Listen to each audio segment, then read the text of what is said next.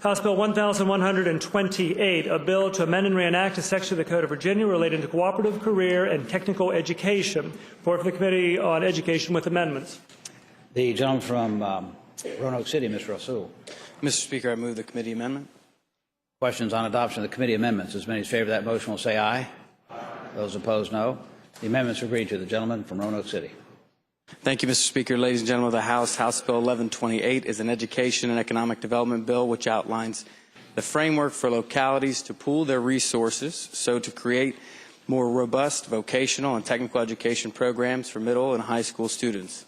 This bill saves tax dollars by creating the framework for school systems to collaborate and not offer redundant programs while helping to produce a workforce for 21st century industries.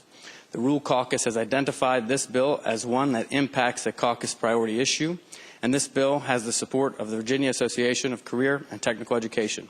I hope it would be the pleasure of the body to engross the bill and pass it on to its third reading. Gentleman from Carolina, Mr. Rock. Mr. Speaker, speaking to the measure. Gentleman has the floor. Mr. Speaker, ladies and gentlemen of the House, I've spoken with the patron of the bill, and while well-intentioned, I would encourage the body look at the language. First of all, on its face, we go, this is pro-career and technical education, and I know that's the intent.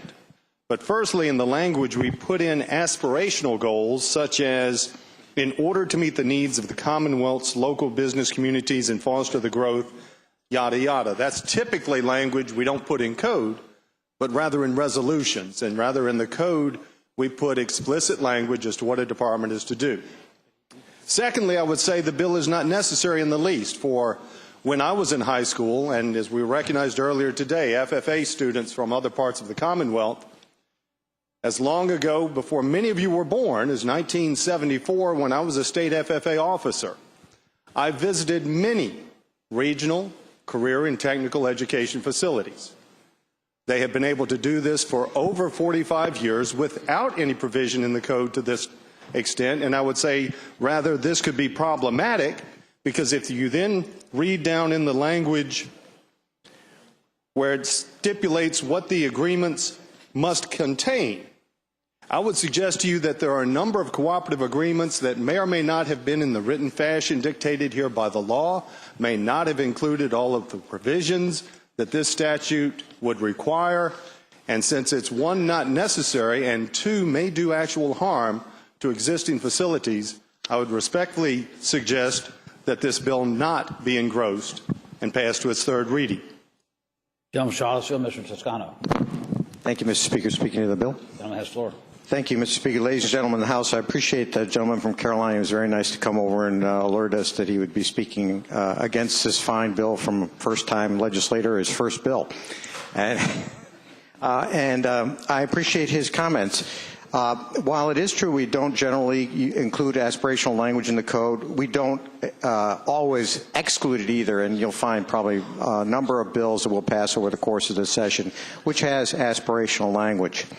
Beyond that, I hope that the body will realize that this bill really is a permissive bill. It says that to the extent these boards work together, then they shall put in writing the basis of their agreements.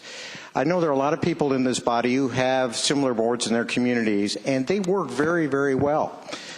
Part of the reason they work is that everybody understands the expectations. The worst thing that can happen when you have two jurisdictions or three or four trying to cooperate on something is if the expectations are not clear. That's one of the reasons why the language is in here, that if they do this, it shall be in writing and it shall deal with the things that are listed down below. I'd ask you to engross the bill. It's endorsed by the association that the delegate from Roanoke City referenced. I ask that you engross the bill and pass it on to third reading. Gentleman from Roanoke City. Thank you, Mr. Speaker.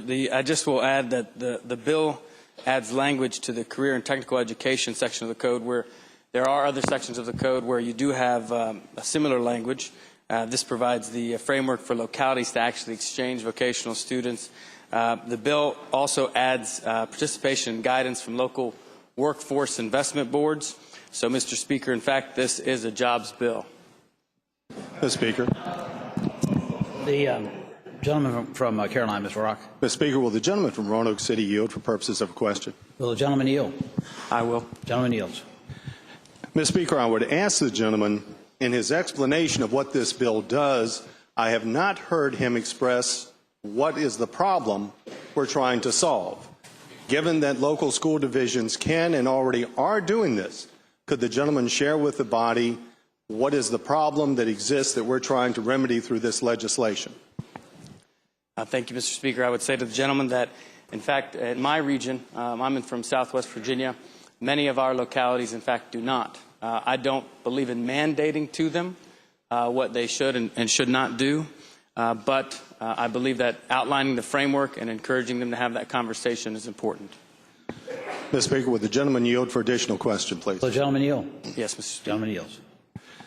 Mr. Speaker, could the gentleman tell me whether he has checked with those various local school divisions, some as closely as here in the Richmond city that has the Richmond Technical Center, where they receive students from Hanover, Henrico, and other neighboring jurisdictions, and as to whether all of the various existing cooperative career and tech centers are in compliance with the written requirements that would be mandated, even though they've already done it permissively.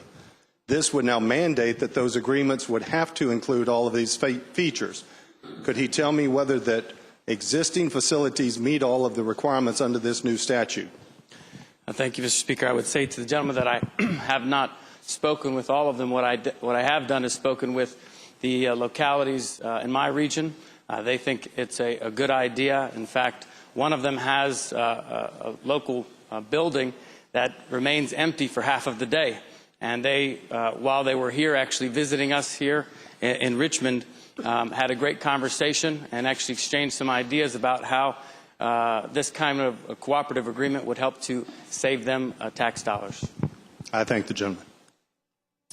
Shall the bill be engrossed and passed to its third reading? As many in favor of that motion will say aye. Aye. Those opposed, no. No. Chairs in doubt. As many in favor of the motion will raise their right hand.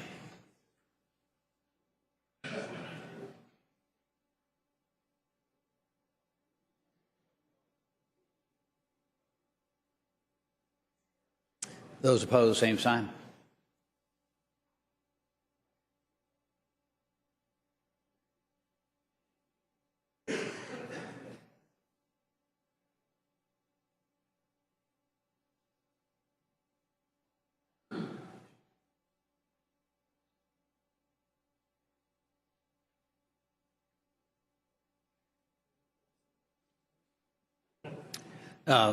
The bill fails to be engrossed and passed to its third reading.